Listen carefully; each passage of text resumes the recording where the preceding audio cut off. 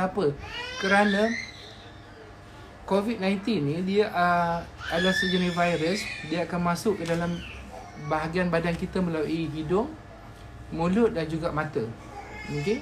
Jadi siapa-siapa yang kena dengan jangkitan kuman ni, dia akan terus ke bahagian tekak. Selalunya bahagian yang pertama yang kita kena adalah bahagian tekak. Simptom yang pertama selalunya orang akan kena adalah sakit tekak. Sakit tekak, bukan demam lagi ya, sakit tekak. Dia akan sakit tekak sikit-sikit, tak selesa, lepas 2 hari, 3 hari, lepas tu sakit tekak dia makin lama lagi teruk sakit tekak. Selepas tu baru ada simptom-simptom yang seterusnya. Dia akan jadi demam, rasa macam sakit-sakit badan, sakit-sakit sendi. Rasa orang yang kena jangkitan kuman, sekiranya badannya lemah macam orang tua, dia akan cepat demam. Jadi kalau orang yang macam agak muda, dia akan rasa lemah-lemah, rasa macam lesu-lesu, rasa tak larat dulu, rasa letih-letih, rasa macam nak demam. Okay? Lepas tu ada juga yang akan rasa loya-loya, nak muntah dan cirit-birit. Dan temperature dah start nak naik lah. Hari keempat dan kelima temperature akan start naik 37 lebih. Dan makin hari makin lama panas dia akan naik. Lepas hari kelima, hari keenam, dia akan jadi makin demam. Dan ada juga selepas tu akan jadi batuk, sesama dan cirit-birit dan juga muntah, sakit kepala dan seterusnya. Dah masuk hari 6, 7, 8 tu baru ada sesak nafas. Okey. Masalahnya adalah ketika mana dia mula-mula masuk pada badan kita, kita tak demam tau. Kita tak demam, kita tidak sakit. Faham tak? Terutamanya orang yang kuat. Okay? Orang yang kuat tu maksudnya orang yang immunity kuat lah. Yang kita tolak orang tua-tua yang penyakit kronik dan sebagainya tu. Dan bila kita kekuat, kuasa kita melawan tu dia ambil masa kita nak sakit. Jadi pada ketika awal 3 hari, 5 hari, 6 hari yang permulaan itu, masa itulah kita nak pas kat orang. Masa itu dia dekat tekak kita tu, kita sakit tekak, kita akan terbatuk kan? Kita bernafas dan sebagainya bersin, maka kuman tu akan sampai ke orang dan bagi kepada orang lain. Satu orang yang bawa, dia akan bagi kepada 2,5 ataupun 3 orang yang lain. Maksudnya dia akan bagi kepada 3 orang. 3 orang tu akan bagi kepada 3 orang. Dia akan jadi 3 jadi 9. 9 tu akan bagi kepada 3 yang lagi. Jadi dia cepat merebak. Cara rawatan dia, penyakit COVID ni, sampai sekarang kita tak ada lagi spesifik ubat untuk dia. Dan kita tidak ada vaksin lagi yang khas untuk dia.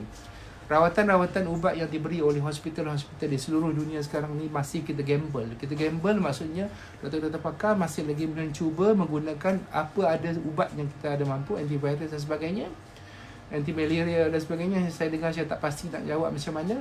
Kita try and error. Tak ada lagi khas ubat ataupun vaksin untuk merawatnya. Siapa kena hospital, sama ada dia survive ataupun dia meninggal. Itu je. Okay? Dia akan sesak nafas, lepas tu tak boleh bernafas, kena pakai intubator dan kena intubate dan juga pakai mesin untuk bernafas. Okay? So sekarang ni, macam mana kita nak merawat dia? Kita memang tak boleh rawat dia. Kita tak boleh rawat dia. Kita tak boleh vaksin diri kita.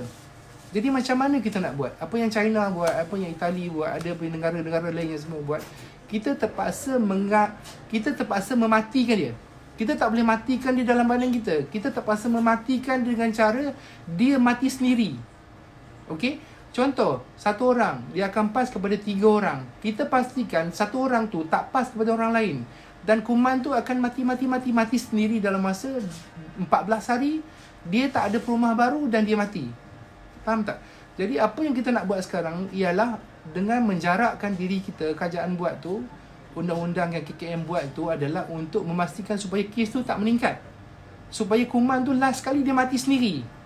Faham tak? Bila dia tak berjumpa dengan perumah baru, dia tak berjumpa dengan orang baru, maka dia akan mati macam tu je. Contoh orang tu disyaki positif. Satu lagi saya nak cerita ada kes COVID positif dalam badan dia, kita cek negatif. Maksudnya kita cek negatif, tapi dia tak semestinya 100% negatif. Sebab kuman ni dia agak special jahat sikit. Ada yang kes yang positif, sebenarnya kita cek dia, kita jumpa dia negatif. Faham maksud saya? Yang negatif tu tak semestinya negatif. Yang negatif tu kadang-kadang dia masih ada kuman dalam badan dia. Dan orang tu dah dibebaskan ataupun dikuarantinkan, dia masih lagi boleh spreading. Itu yang masalahnya kuman ni. Jadi kita rasa kita sihat. Kita rasa kita kuat. Kita rasa kita belum kena demam. Kita belum ada batuk, sesama cirit-berit. Kita nak balik kampung. Bila kita balik kampung, kita pergi balai polis beramai-ramai nak ambil surat. Kita berebut pergi pasar raya untuk beli makanan dan sebagainya. Kita berkumpul beramai-ramai dekat bus stop, kita beli dekat bus station, kita pergi semalam balik kampung beramai-ramai dekat RNR dan sebagainya. Kita akan berjumpa dengan ramai orang. Jadi kat situlah orang yang akan pas kepada seorang dan kepada seorang dan kepala seorang. Faham tak? Jadi itu yang saya nak sebut. Kita sepatutnya kena tahu bahawa kita jangan bagi virus ni survive. Kita kena matikan dia kat tengah jalan. Kita tak boleh matikan dia kat badan kita. Sebab ubat dia tak ada. Vaksin dia tak ada. KKM dengan staff doktor semua sangat-sangat susah hati sebab kita tak ada ubat untuk dia sebenarnya. Kita more on life support. Kita masukkan air, kita try and error bagi antivirus dan harap orang tu kuat dan baik sendiri. Itu je. Jadi kita nak matikan kuman tu tak boleh mati dalam badan kita. Faham? Kita nak matikan dia dengan tengah jalan. Maksudnya bukan tengah jalan raya. Kita nak dia cari perumah baru dan tak jumpa. Dan lepas 14 hari kuman tu mati. Faham tak? Saya ulang sekali lagi Kita nak kuman tu yang ada dekat seorang A ni tidak sampai kepada B dan tidak sampai kepada 3 orang lain. Sebab tu kita kuarantinkan dia. Kita jangan bagi kita dekat dengan dia 1 meter. Jangan dekat 1 meter. Jangan dekat dengan orang dengan 1 meter. Jarakkan 1 meter jauh. Dan orang-orang yang ada batuk sesama protect. Kan kita sebenarnya orang yang tak kena tu tak apa-apa sangat. Tapi kita apalah kita nak protect kan. Tangan jangan sentuh orang. Selalu basuh tangan, pakai sabun, pakai sanitizer, pakai penutup mulut dan jarakkan kita 1 meter lebih. Supaya kita nak kuman itu tak sampai kepada orang lain dan dia mati di tengah jalan.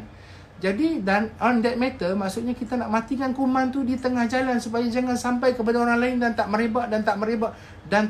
Maka nanti lama-lama kes-kes yang lama akan baik dan tidak ada kes-kes yang baru. Faham maksud saya? Jadi apa yang kita buat sekarang semuanya adalah untuk mematikan kuman itu di tengah jalan, bukan matikan dia di dalam badan kita. Sebab tidak ada ubat untuk COVID-19 sampai sekarang. Tidak ada. Kita menggunakan teknik untuk mematikan kuman itu di tengah jalan dengan cara supaya dia tidak melompat kepada orang lain. Kalau kita duduk dekat, kita pergi orang ramai-ramai, dia akan melompat ke orang lain. Orang tu balik kampung, jumpa mak nenek dia, tok dia, mak dia, dia akan lompat. Orang kampung semua tua-tua lagi senang kena, lagi senang berjangkit dan senang menyebabkan kematian. Faham tak? Dan itu yang berlaku dekat dengan Wuhan, dekat Itali. Bila mana kerajaan dia kata jangan balik kampung, dia balik kampung. Sebab tu ya kematiannya meninggal. Sebab orang tua yang meninggal tu banyak kes. Orang daripada bandar bawa ke kampung. Faham tak? Jadi apa yang kerajaan KM buat sekarang adalah untuk supaya kita jangan paskan dia kepada orang lain. Supaya kuman tu mati di tengah jalan. Kita kena bersama-sama matikan dia di tengah-tengah jalan. Kita tak mampu matikan dia di dalam badan kita. Tak mampu matikan dia. Faham?